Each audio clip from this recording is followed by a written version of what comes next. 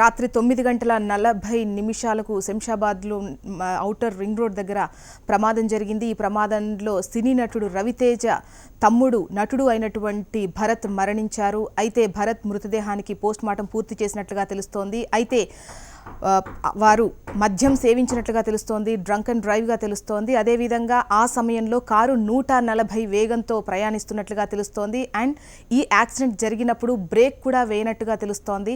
దీనికి సంబంధించి ప్రమాద సమయంలో నటుడు మద్యం సేవించి ఉన్నట్లు పోలీసులు తేల్చేశారు. అయితే ఆ టైంలో 140 కిలోమీటర్ల వేగంతో వాహనం నడపడమే కాకుండా ప్రమాద సమయంలో బ్రేక్ కూడా అప్లై చేయలేదని చెబుతున్నారు. అతివేగం కూడా ప్రమాదానికి కారణమై ఉంటుంది అంటున్నారు. అయితే రాత్రి 9:40 శంషాబాద్ నోవాటెల్ నుంచి బయలుదేరినటువంటి భరత్ 10 నిమిషాల్లోనే 30 కిలోమీటర్లు చేరుకున్నాడు. అంటే ఎంత వేగంతో ఉందో అర్థం చేసుకోవచ్చు. హైదరాబాద్లో ఘోర విషాదం చోటు చేసుకుంది ఈరోజు. అయితే సినీ నటుడు రవితేజ సోదరుడు భరత్ రోడ్డు ప్రమాదంలో మృతి చెందాడు. ఔటర్ రింగ్ రోడ్పై ప్రయాణిస్తున్నటువంటి భరత్ కారు ఆగి ఉన్న లారీని ఢీకొంది.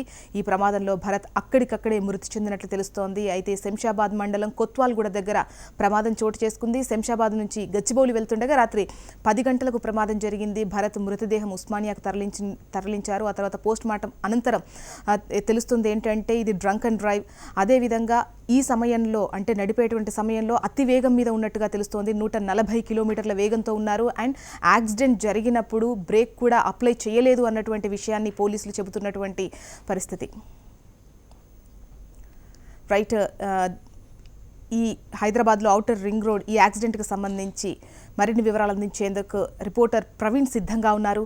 ప్రవీణ్, అయితే ఈ ప్రమాదంలో మాత్రము మద్యం సేవించి వాహనం నడపడం వల్ల ఈ ప్రమాదం జరిగిందనేది కూడా పోలీసులు నిర్ధారణకు రావడం జరిగింది.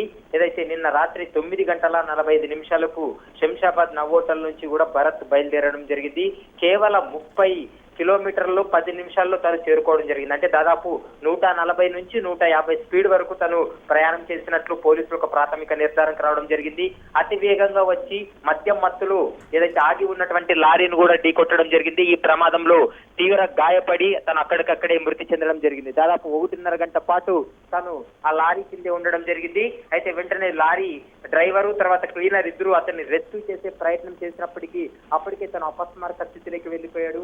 తీవ్ర రక్తస్రావం జరిగి తను కుప్పు కూలిపోయినటువంటి పరిస్థితి కనపడింది. వెంటనే పెట్రోలింగ్ పోలీసులు కూడా ఘటనా స్థలానికి చేరుకొని అతన్ని స్థానికంగా ఉన్నటువంటి ఆసుపత్రికి తరలించే మార్గం మధ్యలోనే అప్పటికే అతను చనిపోయినట్లు కూడా వైద్యులు వెల్లడించినటువంటి పరిస్థితి కనపడింది. ఈ ప్రమాదం పైన ఇప్పటి వరకు రెండు సెక్షన్ల కింద కేసు నమోదు చేసి ప్రస్తుతం పోలీసులు ఇన్వెస్టిగేషన్ చేశారు.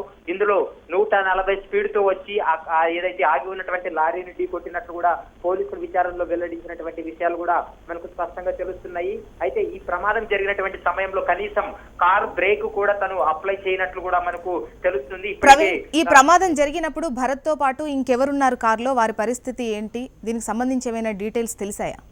అయితే శంషాబాద్ నుండి అయితే హోటల్లో తను చిన్న పార్టీ పూర్తి చేసుకొని హైదరాబాద్ లోని గచ్చిబౌలికి వస్తున్నాడు. అయితే ఎవరే కానీ కారులో లేరు, తను ఒక్కడే డ్రైవింగ్ చేస్తూ వస్తున్నటువంటి విషయాన్ని కూడా పోలీసులు వెల్లడించడం జరిగింది. దాదాపు 140 నుంచి 150 స్పీడ్ మీద వస్తూ ఈ ఏదైతే ఆగి ఉన్నటువంటి లారీని కూడా ఢీ కొట్టడం జరిగింది. అంతేకాకుండా ఏదైతే తన కారులో మద్యం బాటిల్స్ కూడా లభించినట్లు మనకు స్పష్టంగా తెలుస్తుంది. మనం హెచ్ఎం టీవీ ఎక్స్క్లూజివ్ గా విజువల్స్ లో కూడా మనం చూడొచ్చు. ఆ మద్యం బాటిల్స్ కూడా ప్రస్తుతం పోలీసులు సీజ్ చేయడం జరిగింది. తను దాదాపు మోతాదుకు మించి మద్యం సేవించి వాహనం నడిపినట్లు కూడా పోలీసులు గుర్తించడం జరిగింది.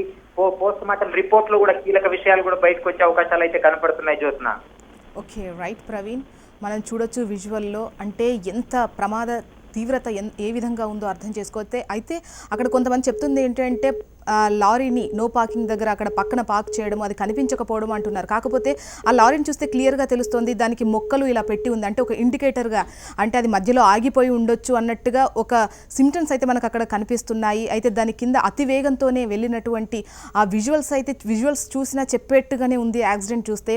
అయితే ప్రమాద సమయంలో నటుడు భరత్ మద్యం సేవించి ఉన్నట్లు ఆల్రెడీ పోలీసులు తేల్చారు. అయితే ఆ టైంలో 40 కిలోమీటర్ల వేగంతో వాహనం నడపడమే కాకుండా ప్రమాద సమయంలో బ్రేక్ కూడా అప్లై చేయలేదు అని చెబుతున్నారు. అయితే అతివేగం కూడా ప్రమాదానికి కారణమైంది అంటున్నారు.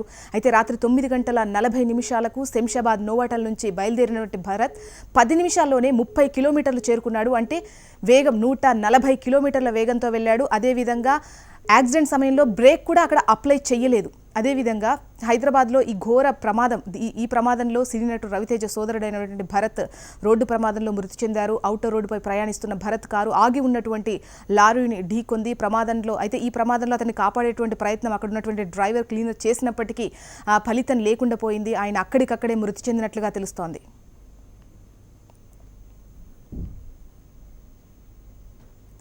ఇప్పుడు ఒక చిన్న బ్రేక్ తీసుకుందాం. Stay tune.